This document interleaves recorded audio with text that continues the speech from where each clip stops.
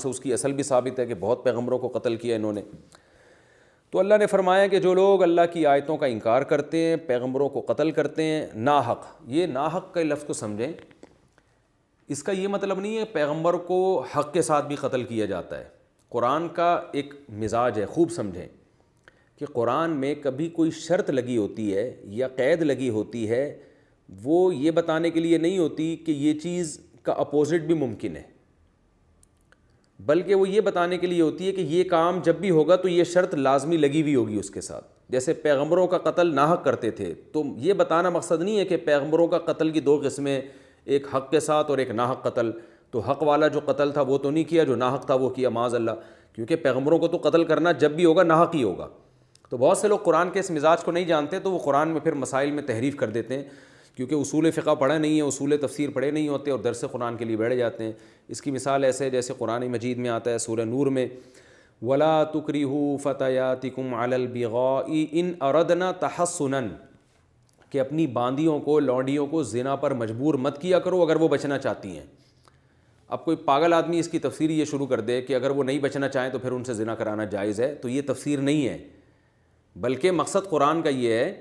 کہ اپنی باندیوں کو زنا پر مجبور مت کرو اگر وہ بچنا چاہتی ہیں، کیونکہ وہ باندیاں مسلمان ہیں تو وہ بچنا تو چاہیں گی نا، وہ تو یہ تو طے شدہ بات ہے۔ تو اللہ فرماتے ہیں جب وہ بچنا چاہتی ہیں تو ان کو مجبور کرنا تو اور بڑا جرم ہے۔ یہ مطلب ہرگز نہیں آیت کا کہ اگر وہ نہیں بچنا چاہتی تو ان سے زنا کروا سکتے ہو، کیونکہ زنا تو بہرحال حرام ہے، چاہے وہ بچنا چاہیں چاہے وہ بچنا نہ چاہیں، لیکن ہوتا ایسا ہی ہے کہ جو مسلمان باندھی وہ بچنا چاہتی ہے۔ ایک اور مثال میں اس کی آپ کو دیتا ہوں، قرآن مجید میں چوتھے پارے کے آخر میں ہے وَرَبَائِبُكُمُ اللَّاتِي فِي حُجُورِكُم مِّن نِّسَائِكُمُ اللَّاتِي دَخَلْتُم بِهِنَّ، کہ ایمان والو تم پر حرمت علیکم امہاتکم، ماؤں سے نکاح حرام ہے، بیٹیوں سے نکاح حرام ہے، پھوپھیوں سے نکاح حرام ہے، خالہ سے نکاح حرام ہے، ساس سے نکاح حرام ہے۔ پوری ڈیٹیل اللہ نے بیان کی کہ کن کن عورتوں سے نکاح حرام ہے، تو آگے چل کے فرمایا تمہاری ان سوتیلی بیٹیوں سے بھی نکاح حرام ہے جو تمہاری گود میں پلتی ہیں، ان سے بھی تمہارے لیے نکاح حرام ہے جو تمہاری گود میں پلتی ہیں۔ اب بعض لوگ کیا کہتے ہیں کہ اس آیت کا مطلب یہ ہے کہ اگر سوتیلی آپ نے کسی عورت سے شادی کی، اس کی سوتیلی بیٹی کو آپ نے اپنی کسٹڈی میں نہیں رکھا، تو اس کی ماں کے مرنے کے بعد آپ اس بیٹی سے نکاح کر سکتے ہیں۔ حالانکہ اس پر پوری امت کا اجماع ہے کہ آپ نے جب کسی عورت سے نکاح کر لیا تو اور آپ اس کے قریب چلے گئے تو اب اس کی جو بیٹی ہے وہ آپ کی سوتیلی بیٹی ہے، وہ آپ کی کسٹڈی میں رہی ہو، آپ کی گود میں پلی ہو یا نہ پلی ہو، آپ قیامت تک اس سے نکاح نہیں کر سکتے۔ تو کیوں یہ کہا؟ حالانکہ قرآن تو کہہ رہے تمہاری وہ سوتیلی بیٹیاں جو گود میں پلی ہوں ان سے نکاح حرام ہے۔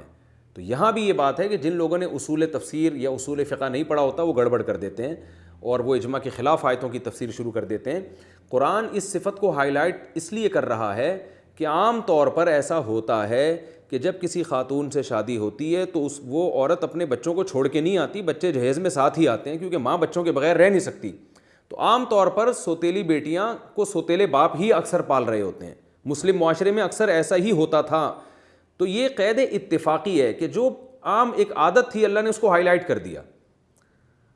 یہ مقصد نہیں ہے کہ وہ اگر گود میں نہیں پل رہی تو نکاح جائز ہے، وہ پھر بھی جائز نہیں ہے آپ کے لیے، کیونکہ اسلام اس کی پرمیشن نہیں دیتا کہ ایک عورت سے آپ کے ریلیشن ہوا ہو پھر اس کی بیٹی سے بھی آپ کا ریلیشن ہو جائے، اس کی اجازت نہیں ہے۔ تو اس لیے پوری امت کا اجماع ہے کہ سوتیلی بیٹی چاہے آپ کی گود میں پلی ہو یا نہ پلی ہو، بہرحال اس سے نکاح آپ کے لیے حرام ہے۔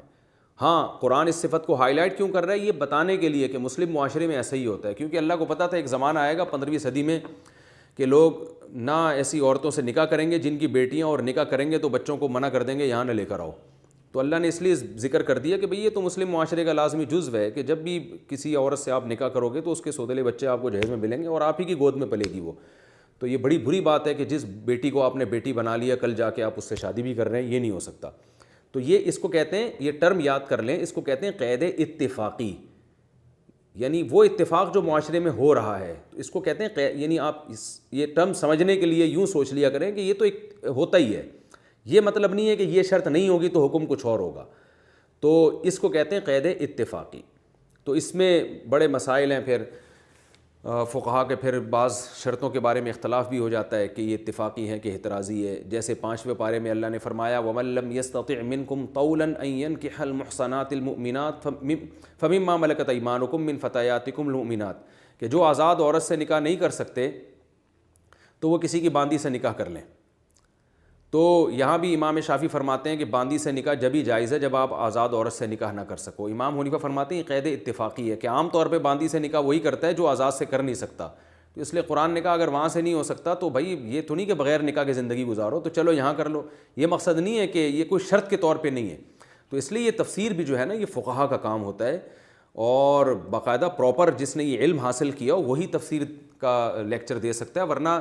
اگر اس کو ہم آج کے متجدد قسم کے پروفیسروں کے حوالے کر دیں تو وہ تو پتہ نہیں کچومڑ نکال دیں گے, قرآن کا کیا سے کیا بنا دیں گے. تو بہت ساری شرطیں حدیث میں قرآن میں اتفاقی ہوتی ہیں, احترازی نہیں ہوتی, اور کچھ شرطیں احترازی بھی ہوتی ہیں. وہ یہ بتانے کے لیے ہوتی ہیں کہ اگر یہ نہیں ہے تو پھر حکم بھی یہ نہیں ہے. تو یہ علماء کا کام ہے جو بھی اصول تفسیر پڑھتے ہیں. اس میں احادیث دیکھنی پڑتی ہیں, اس میں صحابہ کرام کے فتاویٰ دیکھنے پڑتے ہیں, اس میں اجماع امت دیکھنا پڑتا ہے, اس میں فقہا کی آراء دیکھنی پڑتی ہیں. اس کے بعد جا کے فیصلہ کیا جاتا ہے کہ یہ جو شرط لگی ہوئی ہے قرآن میں یہ اتفاقی ہے یا احترازی. تو یہاں بھی ایسا ہی ہے